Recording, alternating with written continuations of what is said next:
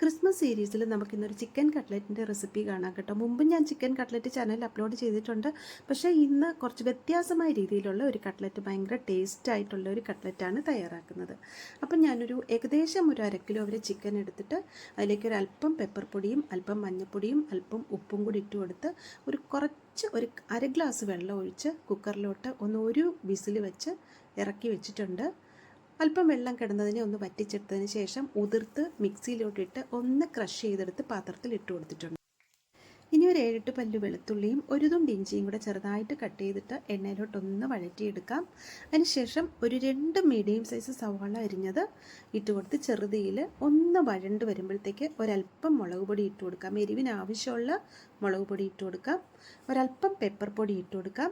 അതിനുശേഷം ഒന്നുകിൽ ഗരം മസാലയോ അല്ലെങ്കിൽ നമ്മുടെ അടുത്ത് ചിക്കൻ മസാല ഉണ്ടെങ്കിൽ ചിക്കൻ മസാലയോ ഏതെങ്കിലും ഒന്ന് ഇട്ട് കൊടുത്ത് ഒന്നുകൂടെ നന്നായിട്ടൊന്ന് സോട്ട് ചെയ്തെടുക്കാം.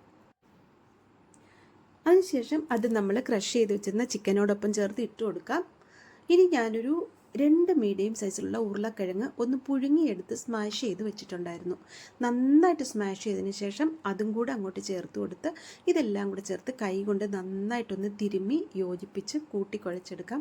മല്ലിയില ഇഷ്ടമാണെങ്കിൽ മല്ലിയിലയും കൂടെ അല്പം ഒന്ന് കട്ട് ചെയ്തിട്ട് കൊടുത്താൽ നല്ലൊരു ഫ്ലേവറും ടേസ്റ്റുമാണ്. ഇവിടെ വലുതായിട്ട് മല്ലിയിലയ്ക്ക് താല്പര്യം ഇല്ലാത്തത് കൊണ്ട് ഞാനത് ഇട്ട് കൊടുത്തിട്ടില്ല. അത് വേണമെങ്കിൽ നിങ്ങൾക്ക് ചേർത്ത് കൊടുക്കാവുന്നതേ ഉള്ളൂ. പിന്നെ ഉപ്പ് നോക്കണം. ഉപ്പ് കുറവാണെന്നുണ്ടെങ്കിൽ നമ്മൾ ഓൾറെഡി ഉരുളക്കിഴങ്ങിലും ചിക്കനിലും ഒക്കെ ഉപ്പിട്ട് വേവിച്ചതാണ്. അതുകൊണ്ട് ഇത് ഉപ്പ് കണക്കായിരുന്നു. നിങ്ങൾ നോക്കുമ്പോൾ കുറവാണെങ്കിൽ അല്പം ഉപ്പും കൂടെ ഇട്ട് കൊടുത്ത് കുഴച്ചെടുക്കുക. എനിക്കിപ്പോൾ ഇവിടെ ഉപ്പ് പാകത്തിനുണ്ടായിരുന്നു. ഇനി 2 മുട്ട എടുത്ത് നന്നായിട്ടൊന്ന് ബീറ്റ് ചെയ്ത് വെക്കുക. നമ്മൾ കട്ട്ലറ്റൊക്കെ നല്ല നമുക്ക് ഇഷ്ടപ്പെട്ട ഷേപ്പിൽ എല്ലാ കട്ട്ലറ്റും ഉരുട്ടി വെക്കുക. ഞാനിവിടെ വ്യത്യാസമായിട്ട് ചെയ്യാൻ പോകുന്നു എന്ന് പറഞ്ഞ് എന്താണെന്ന് വെച്ചാൽ, കട്ട്ലറ്റ് നമ്മൾ ആദ്യമായിട്ട് മുട്ടയിൽ മുക്കിയതിന് ശേഷം കോൺഫ്ലോറിൽ മുക്കിയിട്ടാണ് പിന്നെ ഒന്നുകൂടെ മുട്ടയിൽ മുക്കിയതിന് ശേഷമാണ് ബ്രെഡ് സ്ക്രംസിൽ മുക്കി പൊരിക്കുന്നത് സാധാരണ.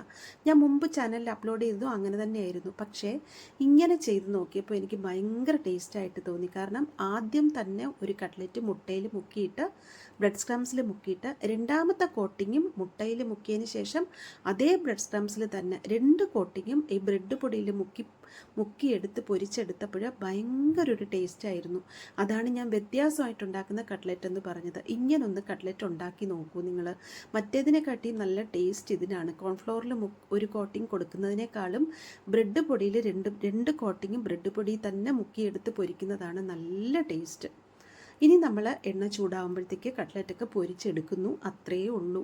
നല്ല ടേസ്റ്റി ആയിട്ടുള്ള ചിക്കൻ കട്ട്ലറ്റാണ് കേട്ടോ. അപ്പം ക്രിസ്മസിന് നിങ്ങൾ വീട്ടിലെല്ലാവരും ഒന്ന് തയ്യാറാക്കി നോക്കുക. ഈ 2 കോട്ടിങ്ങും ബ്രെഡ് പൊടിയിൽ കൊടുക്കുന്നത് ഇഷ്ടപ്പെട്ടോ എന്നുള്ളത് ഒന്ന് അറിയിക്കാൻ മറക്കല്ലേ. ചാനൽ സബ്സ്ക്രൈബ് ചെയ്തിട്ടില്ലാത്തവരാണെങ്കിൽ ഒന്ന് സബ്സ്ക്രൈബ് ചെയ്ത് സപ്പോർട്ട് ചെയ്യണമെന്നും അഭിപ്രായങ്ങളൊക്കെ അറിയിക്കണമെന്നും വിനീതമായി അപേക്ഷിക്കുകയാണേ.